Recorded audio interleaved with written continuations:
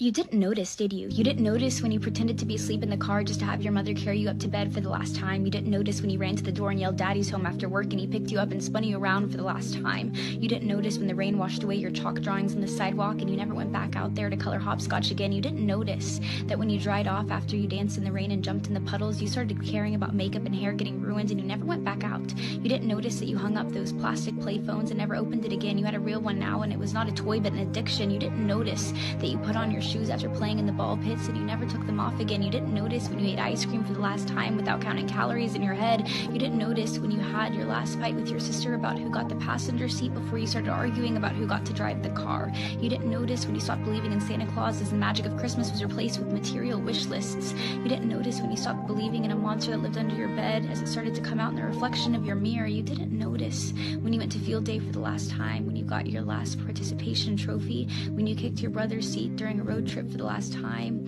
when you had your last play date with your Barbies, when you had your last Disney movie night with your family. You didn't notice that grandparents don't last forever. You didn't notice that your childhood cat wasn't eternal. You didn't notice your parents are growing up too. You didn't notice it, do you?